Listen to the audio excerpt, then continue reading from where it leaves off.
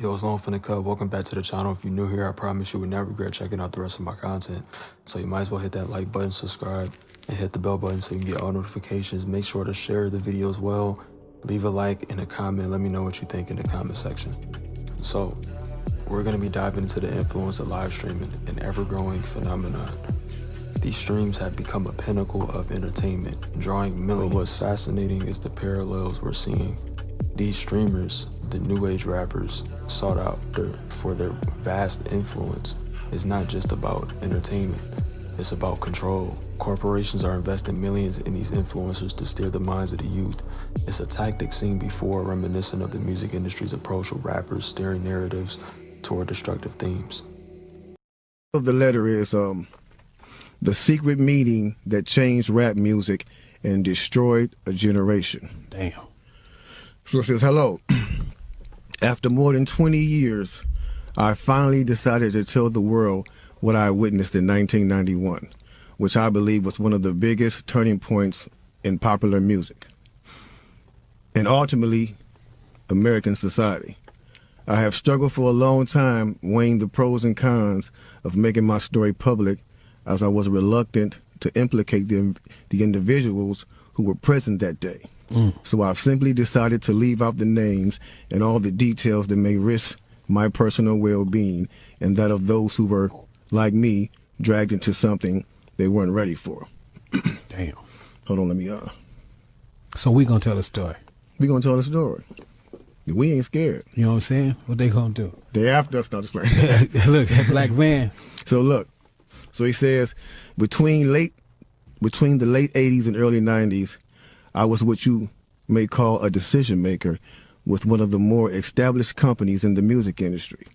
I came to Europe in the early 80s and quickly established myself in the business. The industry was different back then, since technology and media weren't accessible to people like that, like they are today. The industry had more control over the public and had the means to influence them any way it wanted. Right.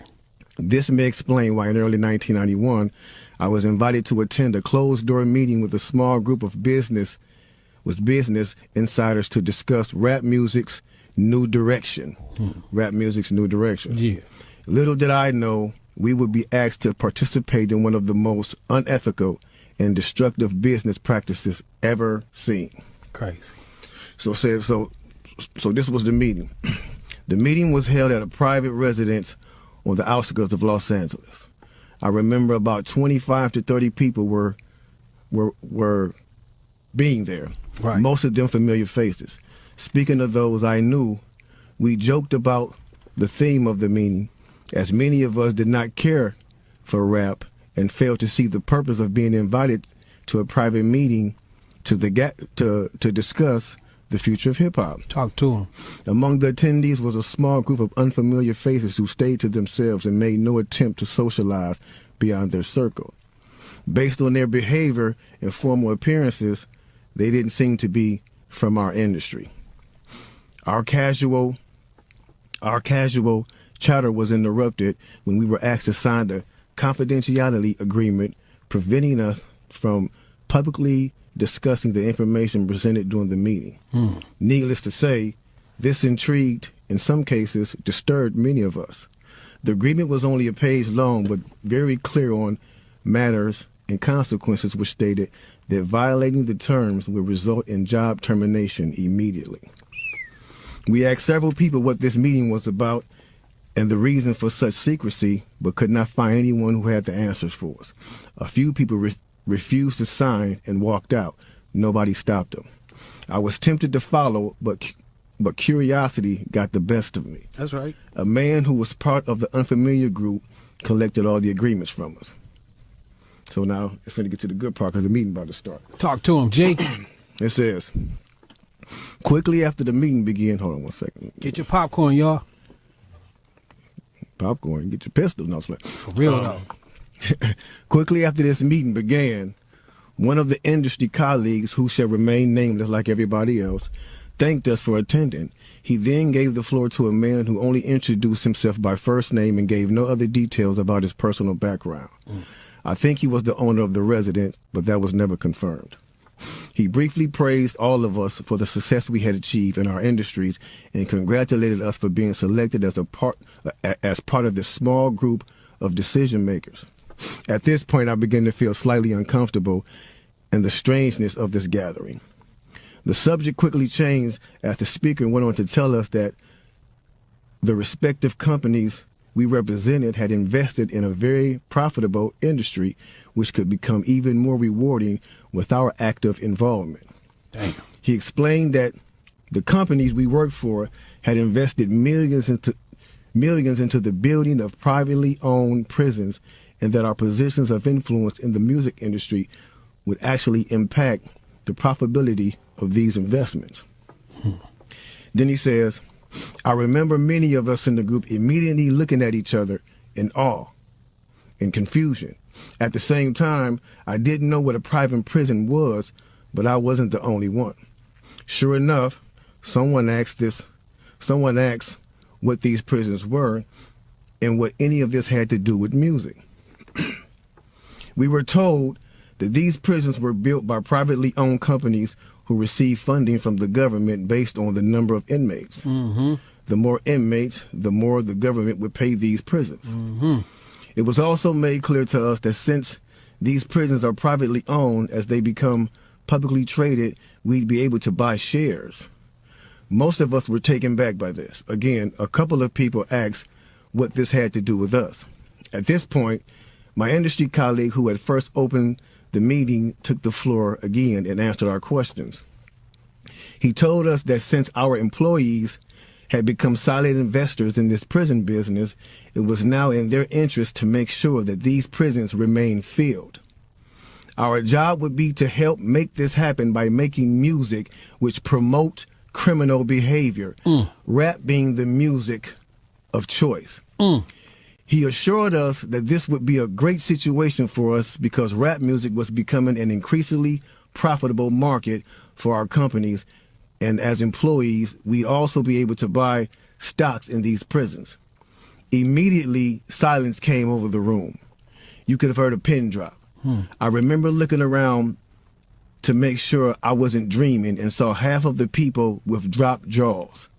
My daze was interrupted when someone shouted, "Is this a fucking joke?" At this point, things became chaotic. Right. Two of the men who were part of the unfamiliar group grabbed the man who shouted and attempted to remove him from the house. A few of us, myself included, tried to intervene. One of them pulled out a gun, and we all backed off. They separated us from the crowd, and all four of us was escorted outside. My industry colleague, who opened up the meeting earlier, hurried out to meet us and reminded us that we had signed an agreement and would suffer the consequences of speaking out about this publicly, or even those who attended the meeting. Damn. I asked him, why was he involved with something so corrupt? And he replied, it's bigger than the music business and nothing we can do. And, it's bigger than the music business and nothing we want to challenge without risking consequences. We all protested as we walked back into the house. I remember word for word the last thing he said. It's out of my hands now. Just remember you signed an agreement. He then closed the door behind him. The men rushed us to our car and actually waited until we drove off the property. Damn. So this meeting, bro. Now that's a lot for a meeting right there. Oh yeah, definitely. And this person later on, he said, this person actually ended up leaving the music industry after this happened. A few years after this, he ended up leaving the music industry. Okay. And he'd say he just over the years, he just felt guilty because he said as he sat back and he watched these plans come to a reality. Over 2 decades. He sat back and was like, wow, they really pulled it off. Yeah. They really pulled this off. He was like, they were told not to sign any more political rappers, any more rappers that had messes in their music. No positivity. It was all to be gangster rap music that they promoted and put out. So if you wonder where Brand Nubians went, where Poor Righteous Teachers went, where Public Enemy went, where KRS-One went, and all sorts of groups like that was talking, even Queen Latifah and Moni Love and those, You know Everybody. what I'm saying? It's a back door. Yeah, anything that was harmless, fun rap, anything that had a message in it had to go. Yeah, that's why if you even notice though, we talk about that all the time. Even be brief with it, you know what I'm saying? Those charms that came out like maybe in 1988, 89, the African charms, those they lasted for about 2 years and they disappeared real quick. You know what I'm saying? Yeah, definitely. Now, after reading all this, it actually made me feel a few different ways. The first emotion I felt was shocked, because I was definitely taken back by this, just knowing the level of evil that's involved by even thinking of a plan like this. You know what I'm saying? The second emotion I felt was anger. Anger because it's not enough for them to exploit our culture and make all the money off of it. Mm-hmm. Because let's keep it real, the industry has never been favorable towards the artists. Never. But they're going to go beyond the artists to get the artist to influence and lure in the consumer, which they knew at the time were mainly minorities. Yep. In other words, keep promoting gangster rap so that the youngsters will be influenced by them, which in turn will incite them to want to act like them, and it's a very good chance they'll end up in their prison. Yeah. So they're getting paid twice. They're getting paid from the artists they signing, and then they're getting paid from the people that these artists influence that goes to prison trying to be like these artists. Yeah. So they making a killing. A killing. They're using the music business to promote their private prison business. My man is right there talking that right. 1988, a man named Tom Beasley, man. That's the co-founder of the corrections for Corporation of America. That's the CCA. You know what I'm saying? Excuse my French. I'm reading this thing right there real quick. It's the CCA. So in 1988, he founded that, and this is in straight concert with the same thing. So it's like the music business. You do what you do on your side. And over here with the correction facilities, we're going to do on this side, because in 1970, there was 500 prisons. You know what I'm saying? Only 500 prisons in the United States. To this day, there's 1,700 prisons right now. That means big business. I'm talking about that then flippled over. You know what I'm saying? If flippled over is a word. Because they're making a lot of money off of these things per inmate. You know what I'm saying? So getting with the same thing of the music, it all went hand in hand, and we just partying at the same time. So us as the artists is the tool they use. Yeah. The music is the bait. Yep. And the young consumers are the prey. It's a cold game. Cold game, bro. Cold game. Then I felt sad. Sad because everything we seem to try to create, we always seem to give it away. We're always being tricked and deceived into believing that they have our best interests at hand, when clearly they never have and they never will. They never will have our best interests at hand. It's blow after blow after blow after blow. Cenat, a prominent streamer, represents this new wave. His influence over urban youth is substantial. He's becoming a pivotal figure, not merely for entertainment, but for steering trends and preferences. Big labels are sending their artists to his streams, recognizing his sway over the youth. But here's where the concern lies. In the 7 Days in Prison stream, Kai had ventured into a staged portrayal of a prison scenario where him and his participants constructed a simulated prison environment. Throughout the duration of this streamed event, they engaged in a series of events and interactions that projected an atmosphere where prison life appeared lighthearted, almost trivial, and surprisingly enjoyable. What unfolded during this simulated depiction was a representation that seemed to dilute the severity and raw realities associated with actual imprisonment. By presenting the prison setting as a seemingly manageable and even entertaining experience, there was a stark contrast to the genuine challenges, emotional toll, and hardships that individuals in real correctional facilities endure. The underlying concern pertains to the potential impact on the audience, particularly among impressionable viewers, especially those within the Black community who closely follow Kai's content. The staged nature of this portrayal, though clearly fictional, could inadvertently distort perceptions. It might blur the line between reality and entertainment, potentially reducing the gravity of the real-life struggles, dangers, and lasting repercussions associated with incarceration. The worry is that such a portrayal, even if presented as a dramatized scenario, might distort the understanding of the seriousness and complexities of being imprisoned. This distortion could lead to a misguided perception among viewers, potentially undermining the importance of acknowledging and addressing the significant challenges faced by individuals within the criminal justice system. I also recently made a video exposing how Arcades, who's a content creator on YouTube, TikTok, and Instagram that has infiltrated this spiritual/woke space, or whatever you want to call it, and is using the Bible to pull people into his content just to misguide them. So he's using God's name in vain. He is using the Bible for clout. He is using the Bible to clickbait. I exposed this guy, and something that I came across on his Instagram page was a video where he is trolling his audience. He is trolling his followers and acting as if he is really in jail when he's not. Now, you can tell that obviously he is trolling. You can tell that obviously where he was at in the video was just a stage. You could tell that it was a studio that he was in.